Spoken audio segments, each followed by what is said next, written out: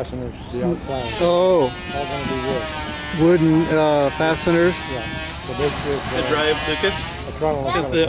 And I think in one of those other things we saw when we were looking at the kinds of wood, and that was the trundle. It's the wood spike. Oh, a wooden spike. Okay. Yeah. Basically, it's called a tree nail. Tree nail is trundle. So the filled-in section up here is called the nice head. That's to build up the bow so that does any collision, it's going to hit that instead of collapse. Oh, I see. Is that a bowsprit? Yeah, you've got the beak, then the bow, and behind that is the nice head. And that's just the built-in section. And then comes the beams, the frames, and the beams come across there. Right now we've got the build stringers in, which are the two white pieces inside. That's what the deck is going to be. And then the clamps up above, the two white pieces will go around the whole boat. Yeah, up above. Yeah. And then they put the deck beams on the clamp, and then trim the frames to that height. Oh, I see. The deck beams are those big square pieces, right? The one that's got the clamp on it. Yeah, that's got the clamp on it right now. On the sawhorse each, and you can see how much crown there is on the deck. Oh, I can look at that. That's amazing.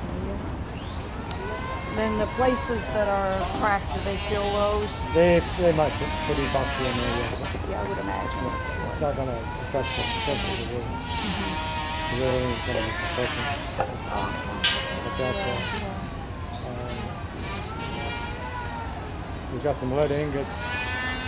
Everything on the lower white member that's longitudinal is completely lead. Those are cast lead pieces. Oh, I see, the white pieces.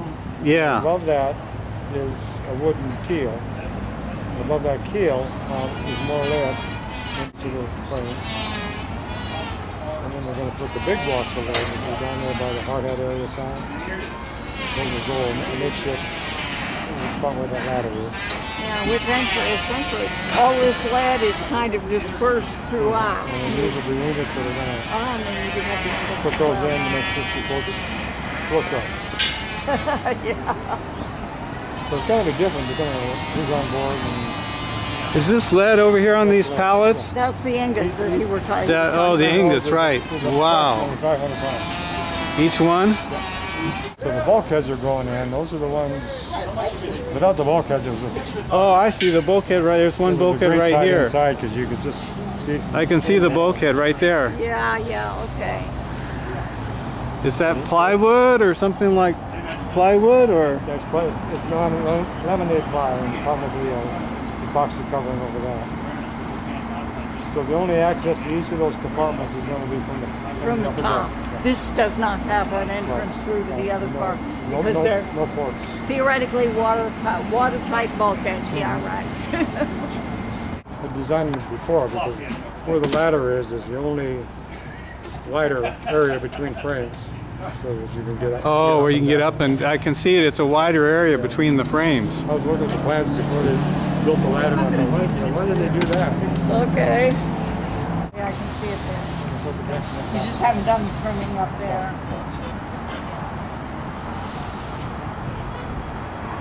You can see that the frames forward are canted.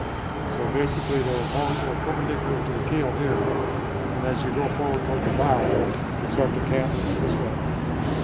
And that's again for more impact protection. So if you got this on there, it's going to bounce off and hold down. And each of those angles, right here, they're 90 degrees to the side of the frame. Right. Toward the bow and the stern, it begins to change. We're going to plank it instead of taking the material away from a standard size frame. You actually cut them in there, so they'll be able to just put the planking on and it should lay pretty flat in those angles. Last night, Hugh Hauser was on television with his piece on this. Did the show last night? I missed that. Well, I saw it and he missed it. I've been looking for it. Yeah, Yeah, it was on last night. I don't know, maybe if you go into the PBS website, they may be able to... we had a couple of them, some got the hour 12:30 in the morning or whatever. No, this was on at 8:30, so it was a good time.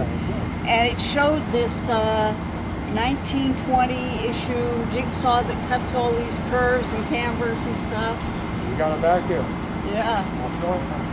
Okay. Oh, good. We're going to go see the jigsaw. We're going to see the 1920 saw. It's old Ironside sale this last weekend. Did you see That's that? right. I saw it on TV. Oh, yeah. Out of the harbor. And where was that? Well, out of Boston. Boston Harbor. Yeah. Oh, yeah, I can see that. They had to have at least 5 knots of wind, no more than 15. The boat's rigging to give out. So. Well, I they had one square on each of the trees. Well, I do remember the first time they took the Star of India. Yeah, I know. Nobody was really sure what was going to happen either. Oh my God, she's sailing. What do you know? She didn't sink. Good, it's taking a break.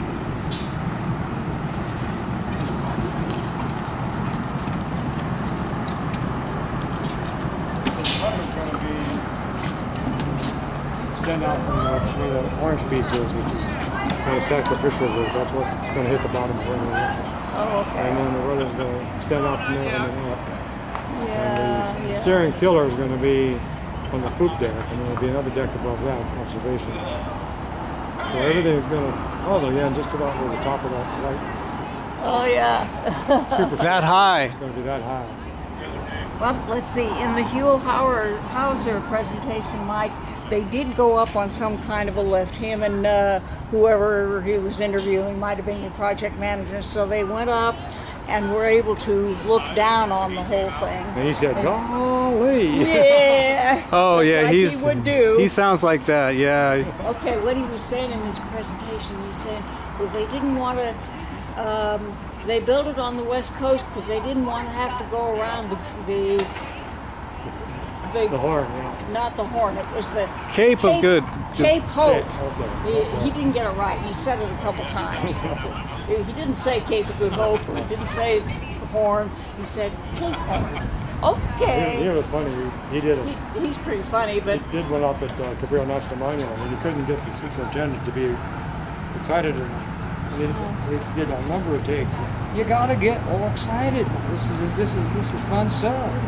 okay, and that piece up there at the top of Point Loma was the first part of this whole presentation on the ship here. That's all.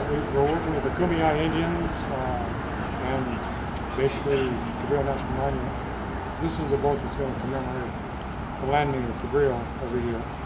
So instead of using the California number, It's interesting that you're working with the Kumeyaay Indians on this. It's a really interesting project when you come in. Yeah.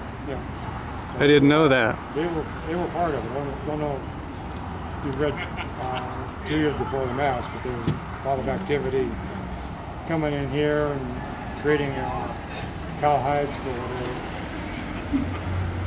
the Ballast Point where Cabrillo landed. Basically, is where the ships offloaded ballast when they were coming in to pick up things. Left the ballast behind. That's why it's called Ballast Point. That's right. Oh, okay, yeah.